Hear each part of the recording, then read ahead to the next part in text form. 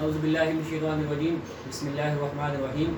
This is Tanvir Hamid and a very warm welcome to all of you in my YouTube channel Universe of Physics. Today I would like to start class 2nd year physics and chapter number 11 electrostatics. First of all, I would like to define about electrostatics. What is electrostatics? Electrostatics is a branch of physics in which we study about charges at rest. यानी कि जो हमारे पास electrostatics है, ये physics की हमारे पास एक ऐसी ब्रांच होती है जिसमें हम चार्जेस के बारे में डिस्कस करते हैं और वो चार्जेस हमारे पास किस कंडीशन में होते हैं? रेस्ट कंडीशन में होते हैं। तो सबसे पहले हम इसको डिफाइन करते हैं इलेक्ट्रोस्टैटिक्स को।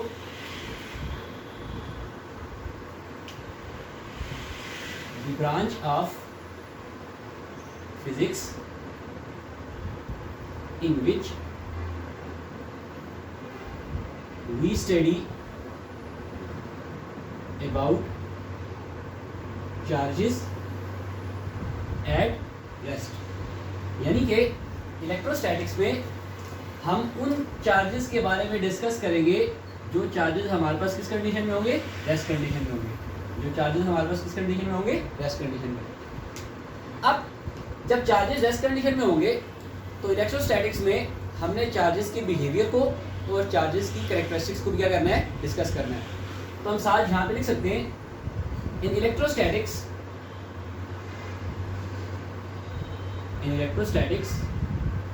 We discuss behaviour and characteristics of charges at rest. यानी कि इलेक्ट्रोस्टैटिक्स में हमने क्या करना है? चार्जेस के बिहेवियर को डिस्कस करना है और चार्जेस की कैरेक्टरिस्टिक्स को डिस्कस करना है। और चार्जेस हमारे पास किस कंडीशन में होने चाहिए? रेस्ट कंडीशन में होने चाहिए। तो जब भी हम चार्जेस को रेस्ट कंडीशन में डिस्कस करेंगे तो वो हमारे पास फिजिक्स की कौन सी ब्रांच आएगी? इलेक्ट्रोस्टैटिक्स। अब इसके बाद जो हमारे पास फर्स्ट टॉपिक है आज का इलेक्ट्रोस्टैटिक्स का, चैप्टर नंबर 11 का, वो है हमारे पास properties of charge. Properties of charge. तो आज हम चार्ज के बारे में डिस्कस करेंगे, ओरिजिन ऑफ चार्ज के बारे में डिस्कस करेंगे, चार्ज की यूनिट को डिस्कस करेंगे, इलेक्ट्रिफिकेशन ऑफ चार्ज को डिस्कस करेंगे, law of conservation of charge को डिस्कस करेंगे और लास्ट में चार्ज की कैरेक्टरिस्टिक्स को क्या करेंगे? डिस्कस करेंगे। तो सबसे पहले हम डिफाइन करते हैं चार्ज को कि what is charge. What is charge? अब चार्ज हमारे पास क्या होता है? हमने इसको क्या करना है? डिस्कस करना है। तो सबसे पहले हमें इसको डिफाइन करना होगा। चार्ज क्या है? The agent which induces the properties of attraction और रिपल्शन इन अ बॉडी। यानी कि चार्ज आपके पास क्या चीज़ है कि एक ऐसा एजेंट है जो किसी भी बॉडी के ऊपर अट्रैक्शन या रिपल्शन को क्या करता है? इंड्यूस करता है। तो सबसे पहले यहाँ पे हम इसको लिख लेते हैं, the agent which induces the properties of attraction or repulsion in a body is called charge। is called charge। यानी कि चार्ज आपके पास क्या है कि अट्रैक्शन या रिपल्जन एक ऐसी प्रॉपर्टी है, ठीक है, जिसकी वजह से आपके पास ऑब्जेक्ट किसी दूसरे ऑब्जेक्ट को अट्रैक्ट भी कर सकता है या किसी दूसरे ऑब्जेक्ट को कर सकता है? रिपेल भी कर सकता है। अब चार्ज अपीयर कैसे होता है? सबसे इंपॉर्टेंट चीज कि हमारे पास किसी भी ऑब्जेक्ट के ऊपर चार्ज अपीयर कैसे होता है? The charge appears due to addition और losing of electrons in a body. जब भी किसी ऑब्जेक्ट से या जब भी किसी बॉडी से हमारे पास एडिशन या रिमूवल ऑफ इलेक्ट्रॉन्स होंगी, ठीक है, तो उस एडिशन या रिमूवल ऑफ इलेक्ट्रॉन की वजह से बॉडी के ऊपर क्या इंड्यूस होगा? चार्ज इंड्यूस होगा। किसकी वजह से? इलेक्ट्रॉन्स की एडिशन या रिमूवल की वजह से। सिर्फ इलेक्ट्रॉन्स की एडिशन या रिमूवल की वजह से। तो सबसे इसके बाद आपको ये भी पता होना चाहिए कि हमारे पास किसी भी ऑब्जेक्ट के ऊपर चार्ज इंड्यूस कैसे होता है, चार्ज अपीयर कैसे होता है। तो हम साथ यहाँ पे लिख लेते हैं द चार्ज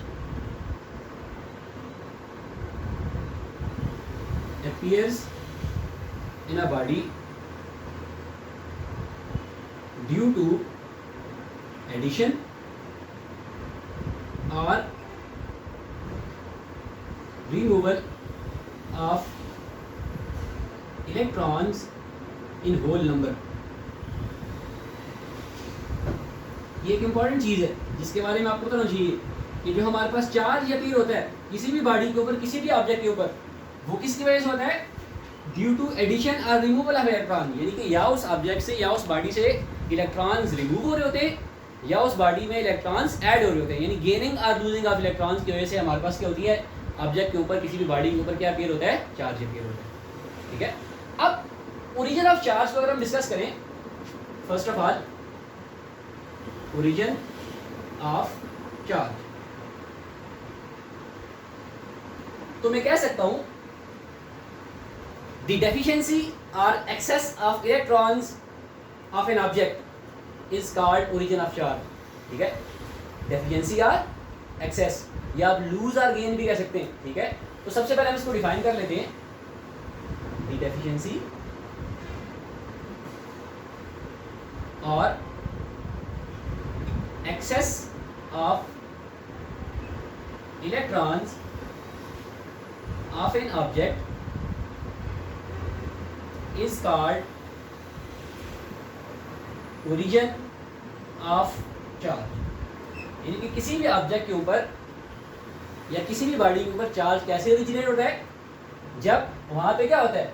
डेफिशिएंसी या एक्सेस ऑफ इलेक्ट्रॉन्स होती हैं, या अभी भी कह सकते हैं गेन और लूज ऑफ इलेक्ट्रॉन। जब किसी भी बॉडी के ऊपर होती है, बॉडी या इलेक्ट्रॉन्स को गेन करती है या इलेक्ट्रॉन को लूज करती है, तो उसकी वजह से उसके ऊपर क्या इंड्यूस होता है? चार्ज इंड्यूस होता है। तो उस चीज़ को हम क्या कहते हैं? Origin of charge. अब to investigate the origin of charge, origin of charge को इन्वेस्टिगेट करने के लिए, टू इन्वेस्टिगेट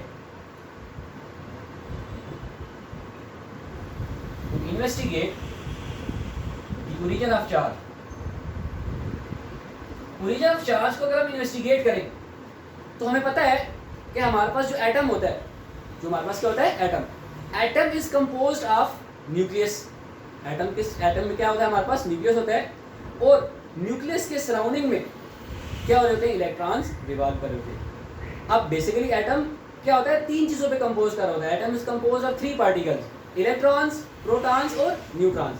अब अगर हम एटम की बात करें तो atom is compose of electron, proton and neutron. यानी कि जो हमारे पास एटम होता है उसके अंदर हमारे पास क्या क्या होते हैं? इलेक्ट्रॉन्स भी होते हैं, प्रोटॉन्स भी होते हैं और न्यूट्रॉन्स भी होते हैं। अब जो हमारे पास इलेक्ट्रॉन्स होते हैं, इलेक्ट्रॉन्स ये क्या कर रहे होते हैं? Electrons revolving around the nucleus. जो हमारे पास इलेक्ट्रॉन्स होते हैं वो न्यूक्लियस के अराउंड क्या कर रहे होते हैं? रिवॉल्व कर रहे होते हैं। और इनके ऊपर जो चार्ज होता है वो कौन सा होता है? And have negatively charge. इनके ऊपर चार्ज कौन सा होता है? हमारे पास नेगेटिवली चार्ज पार्टिकल्स होते हैं हमारे पास। इसी तरह जो हमारे पास प्रोटॉन्स होते हैं, ठीक है, ये हमारे पास present inside the nucleus. Protons हमारे पास कहाँ पे पाए जाते हैं? इनसाइड द न्यूक्लियस पाए जाते हैं, और एंड हैव पॉजिटिवली चार्ज। और इनके ऊपर हमारे पास चार्ज कौन सा होता है? पॉजिटिव होता है। इसी तरह जो हमारे पास न्यूट्रॉन्स होते हैं, ठीक है, ये भी न्यूक्लियस के अंदर पाए जाते हैं, ठीक है, इनसाइड द न्यूक्लियस। लेकिन ये हमारे पास क्या होते हैं? न्यूट्रल पार्टिकल्स होते हैं। ये हमारे पास क्या होते हैं? न्यूट्रल पार्टिकल्स होते हैं, यानी कि इनके ऊपर हमारे पास कोई भी चार्ज नहीं होता, नो चार्ज। अब जो हमारे पास चार्ज होता है इलेक्ट्रॉन और प्रोटॉन पे, वो हमारे पास सेम होता है। The charge on electron in proton is same, यानी electron and proton have same charge. Electron और प्रोटॉन के ऊपर हमारे पास क्या होता है? सेम चार्ज होता है। ठीक है, अब वो चार्ज क्या होता है? जो हमारे पास इलेक्ट्रॉन होते हैं, इलेक्ट्रॉन को शो करने के लिए नेगेटिवली चार्ज है तो हमने माइनस का साइन लगाना होता है। ठीक है, तो इलेक्ट्रॉन के ऊपर जो हमारे पास चार्ज होता है वो हमारे पास होता है 1.6 × 10⁻⁻⁹ कूलम। इसी तरह जो प्रोटॉन होता है उसके ऊपर हमें पॉजिटिव चार्ज लगाना होता है, ठीक है, क्योंकि वो हमारे पास कौन सा होता है, पॉजिटिवली चार्ज पार्टिकल होता है। उसके ऊपर हमारे पास पॉजिटिव चार्ज और इलेक्ट्रॉन के ऊपर नेगेटिव चार्ज, लेकिन दोनों पे चार्ज हमारे पास क्या होता है, सेम। सिर्फ हमारे पास साइंस का क्या होता है, डिफरेंट। इलेक्ट्रॉन के लिए हम नेगेटिव और प्रोटॉन के लिए हम यूज करते हैं पॉजिटिव। तो charge on electron in proton has same, यानी proton and electron have same charge which is equal to 1.6 multiply by 10 power -19 coulomb. अक्सर एमसीक्यू में भी आ सकता है, इसकी वैल्यू आपको जुबानी याद होनी चाहिए। अब इसके बाद ये तो हमने चार्ज के ओरिजिन के बारे में डिस्कस किया कि हमारे पास क्या होता है, डेफिशिएंसी और excess of electron of an object, ठीक है, या गेन और loss of electron of an object is known as origin of charge. अगर हमें चार्ज को इन्वेस्टिगेट करना है, ठीक है, ओरिजिन ऑफ चार्ज को इन्वेस्टिगेट करना है, तो हमें पता है कि हमारे पास जो एटम है उसके अंदर हमारे पास इलेक्ट्रॉन, प्रोटॉन और न्यूट्रॉन्स पाए जाते हैं। इलेक्ट्रॉन के ऊपर हमारे पास क्या होता है, negative electron, negatively charge particle होता है जो न्यूक्लियस के अराउंड एक फिक्स सर्कुलर ऑर्बिट में लगा होता है, रिवॉल्व कर रहा होता है। प्रोटॉन और न्यूट्रॉन हमारे पास कहाँ पे पाए जाते हैं, इनसाइड द न्यूक्लियस पाए जाते हैं। प्रोटॉन के ऊपर हमारे पास positively charge particle, positive charge होता है, न्यूट्रॉन हमारे पास क्या होता है, न्यूट्रल ऑब्जेक्ट होता है, ठीक है। तो इस अभी जो मैंने आपको बताया, जिसमें इंपॉर्टेंट चीज़ मैंने आपको ये बताई कि जो चार्ज हमारे पास अपीयर होता है किसी भी ऑब्जेक्ट के ऊपर, वो किसकी वजह से होता है, गेन और लूज ऑफ इलेक्ट्रॉन। यानी जब भी किसी ऑब्जेक्ट के ऊपर, किसी ऑब्जेक्ट से हमारे पास इलेक्ट्रॉन्स गेन करे, कोई ऑब्जेक्ट हमारे पास इलेक्ट्रॉन को गेन करेगा या इलेक्ट्रॉन्स को लूज करेगा, तो गेन और लूज ऑफ इलेक्ट्रॉन्स की वजह से हमारे पास उस ऑब्जेक्ट के ऊपर क्या अपीयर होगा, चार्ज अपीयर होगा। अब जो नेक्स्ट हमारे पास है चीज़, इसके बाद फंडामेंटल यूनिट ऑफ चार्ज, यानी कि अब हमने डिस्कस करना है चार्ज की फंडामेंटल यूनिट। नेक्स्ट जो हमारे पास टॉपिक है, इसी के साथ चार्ज के बारे में हमने किसमें डिस्कस करना है, फंडामेंटल यूनिट ऑफ चार्ज, यानी कि चार्ज की फंडामेंटल यूनिट क्या है, ठीक है। अब the charge on electron and proton is known as fundamental unit of charge, यानी जो चार्ज आपके पास इलेक्ट्रॉन और प्रोटॉन पे होता है, ठीक है, उसको आप क्या कहते हैं, फंडामेंटल यूनिट ऑफ चार्ज कहते हैं, ठीक है। तो जो हमारे पास फंडामेंटल यूनिट चार्ज की है वो कूलम है, ठीक है। यहाँ पे हम लिख लेते हैं दी unit of charge is coulomb, charge की यूनिट क्या है, कूलम। और सिंबॉलिकली कूलम को हम रिप्रेजेंट करते हैं सी से, सिंबॉलिकली कूलम को हम किससे रिप्रेजेंट करते हैं, सी से। तो यूनिट हमारे पास क्या आ गई चार्ज की, कूलम, और कूलम को हम रिप्रेजेंट किससे करते हैं, सी से करते हैं। अब इसके बाद इलेक्ट्रिफिकेशन, एक और सब हेडिंग आपके पास है, electrification. Electrification of an object,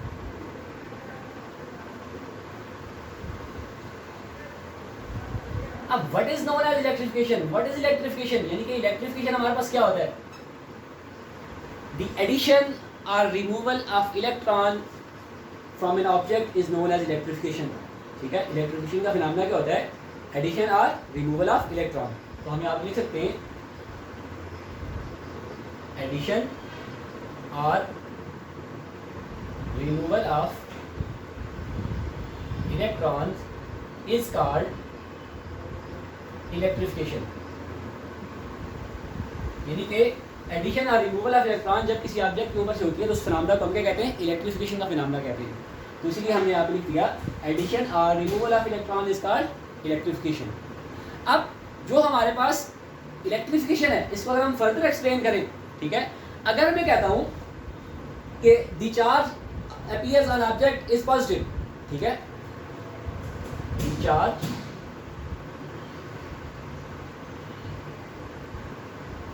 appears on object is positive, यानी अगर किसी ऑब्जेक्ट के ऊपर पॉजिटिव चार्ज है, अगर किसी ऑब्जेक्ट के ऊपर क्या है, पॉजिटिव चार्ज है, तो पॉजिटिव चार्ज जब उसके ऊपर होगा तो वहां पे हमारे पास क्या होगा, रिमूवल ऑफ इलेक्ट्रॉन उससे होगी। इस बात को समझिए, रिमूवल ऑफ इलेक्ट्रॉन, यानी जब भी कभी किसी ऑब्जेक्ट के ऊपर पॉजिटिव चार्ज होगा, ठीक है, तो पॉजिटिव चार्ज का मतलब है कि उस ऑब्जेक्ट से हमारे पास इलेक्ट्रॉन्स क्या हुए, रिमूव हुए, उस ऑब्जेक्ट से हमारे पास इलेक्ट्रॉन्स क्या हुए, रिमूव। अब इसी तरह we can charge object negatively, अगर किसी ऑब्जेक्ट को हम नेगेटिवली चार्ज करें, या अगर हम कहें कि किसी ऑब्जेक्ट को नेगेटिव चार्ज है, तो उस वक्त आपके पास क्या होगा, एडिशन ऑफ इलेक्ट्रॉन्स होगी उस ऑब्जेक्ट के ऊपर, उस ऑब्जेक्ट में इलेक्ट्रॉन्स के होंगे, ऐड हुए होंगे। इलेक्ट्रिफिकेशन में अगर हम कहें कि we can say charge an object is positive, अगर हम कहें कि किसी ऑब्जेक्ट के ऊपर पॉजिटिव चार्ज है, तो जब किसी ऑब्जेक्ट के ऊपर पॉजिटिव चार्ज होगा तो वहाँ से उस ऑब्जेक्ट्स ने इलेक्ट्रॉन्स को रिमूव किया होगा, रिमूवल ऑफ इलेक्ट्रॉन्स की वजह से वहाँ पे पॉजिटिव चार्ज इंड्यूस हुआ होगा, ठीक है। और अगर किसी ऑब्जेक्ट के ऊपर हमारे पास नेगेटिवली चार्ज है, अगर किसी ऑब्जेक्ट के ऊपर हमारे पास चार्ज क्या है, नेगेटिव, इट्स मीन वहाँ पे हमारे पास एडिशन ऑफ इलेक्ट्रॉन्स हुई है, वहाँ पे हमारे पास क्या हो गया, एडिशन ऑफ इलेक्ट्रॉन्स। तो एडिशन ऑफ इलेक्ट्रॉन्स की वजह से ऑब्जेक्ट के ऊपर नेगेटिव चार्ज इंड्यूस होता है, और रिमूवल ऑफ इलेक्ट्रॉन्स की वजह से ऑब्जेक्ट के ऊपर क्या इंड्यूस होता है, पॉजिटिव चार्ज इंड्यूस होता है। अब देयर आर 3 वेज, 3 तरीके हैं हमारे पास चार्ज को इंड्यूस करने के, चार्ज को प्रोड्यूस करने के।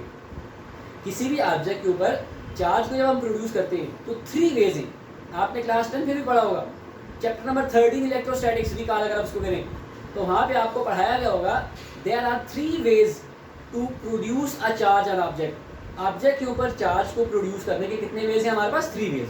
तो यहाँ मैं लिख देता हूँ, there are 3 ways to produce charge on object। यानी ऑब्जेक्ट के ऊपर चार्ज को प्रोड्यूस करने के हमारे पास कितने तरीके होते हैं, 3 तरीके होते हैं। फर्स्ट ऑफ ऑल, पहला तरीका चार्ज बाय रबिंग, जिसको हम फ्रिक्शन का फिनोमेना कहते थे, जिसको हम किसका फिनोमेना कहते थे, फ्रिक्शन का। दूसरा कंडक्शन का मेथड जो होता था, एंड थर्ड वन इंडक्शन। तो बेसिकली चार्ज किसी भी ऑब्जेक्ट पे हम 3 तरीकों से प्रोड्यूस कर सकते हैं, by the phenomena of friction यानी चार्ज बाय रबिंग, कंडक्शन और इंडक्शन। अब जो चार्ज बाय रबिंग है, ठीक है, अगर आप चैप्टर नंबर 13 क्लास 10 को रिकॉल करें तो आप एक सिल्क क्लॉथ लेते थे और एक ग्लास रॉड लेते थे। जब सिल्क क्लॉथ और ग्लास रॉड को आपस में अब्रब करते थे तो ग्लास रॉड के ऊपर पॉजिटिव चार्ज इंड्यूस हो जाता था। जब उसके ऊपर पॉजिटिव चार्ज इंड्यूस हो जाता था तो इट्स मीन वहाँ से हमारे पास क्या होता है, जब भी किसी ऑब्जेक्ट के ऊपर पॉजिटिव चार्ज प्रोड्यूस होता है वहाँ से रिमूवल ऑफ क्या होता है, हमारे पास इलेक्ट्रॉन्स होता है। तो इस तरह आप फिर ग्लास रॉड को फर्श से रब करते थे, ठीक है, ग्लास रॉड के ऊपर नेगेटिव चार्ज इंड्यूस होता था, ठीक है, तो वहाँ पे हमारे पास फर्श से नेगेटिव चार्जेस रिमूव होकर किधर आते थे, रॉड के ऊपर क्या होते थे, ऐड होते थे, ठीक है, जिसकी वजह से हमारे पास एडिशन ऑफ इलेक्ट्रॉन्स की वजह से उस ग्लास रॉड के ऊपर, एबोनाइट रॉड के ऊपर हमारे पास क्या होता था, पॉजिटिव चार्ज इंड्यूस होता था। ये क्लास 10 को मैं निकाल करवा रहा हूँ, चैप्टर नंबर 13, ठीक है, चार्ज बाय रबिंग आपने वहाँ पे डिटेल से पढ़ा है, ठीक है। इस तरह जो हमारे पास इंडक्शन का फिनोमेना था, ठीक है, इसकी वजह से जब हम बॉडी के ऊपर चार्ज इंड्यूस कराते थे, हम क्या करते थे, एक चार्ज बॉडी को एक न्यूट्रल बॉडी के करीब लेके जाते थे, टच नहीं करते थे, करीब लेके जाते थे, इंडक्शन का फिनोमेना करते थे। तो उस न्यूट्रल बॉडी में हमारे पास चार्ज बॉडी की वजह से चार्जेस की डिस्ट्रीब्यूशन होती थी, चार्जेस हमारे पास उस न्यूट्रल बॉडी में अलग-अलग अपीयर हो जाते थे, ठीक है। इसी तरह जो कंडक्शन का फिनोमेना था, एक चार्ज बॉडी को हम न्यूट्रल बॉडी के साथ टच करते थे तो उसकी वजह से हमारे पास ट्रांसफर ऑफ इलेक्ट्रॉन्स होती थी, ठीक है, जिसकी वजह से हमारे पास चार्जेस का प्रोड्यूस होते थे या रिमूवल ऑफ इलेक्ट्रॉन्स होती थी। तो ये 3 बेसिकली हमारे पास फिनोमेना होते हैं जिसकी वजह से हम बॉडी के ऊपर चार्जेस को क्या करते हैं, प्रोड्यूस करते हैं, ठीक है। तो वो 3 फिनोमेना हमारे पास कौन से, चार्ज बाय रबिंग, कंडक्शन का फिनोमेना और इलेक्ट्रोस्टैटिक इंडक्शन का फिनोमेना। अब किस तरह हम किसी भी बॉडी के ऊपर चार्ज को डिटेक्ट करते हैं, टेस्ट करते हैं, ठीक है, वो कौन सी चीज़ है, वो कौन सा मटेरियल है जिसके ज़रिए हम डिटेक्ट करते हैं कि हमारे पास ऑब्जेक्ट के ऊपर कौन सा चार्ज है, ठीक है।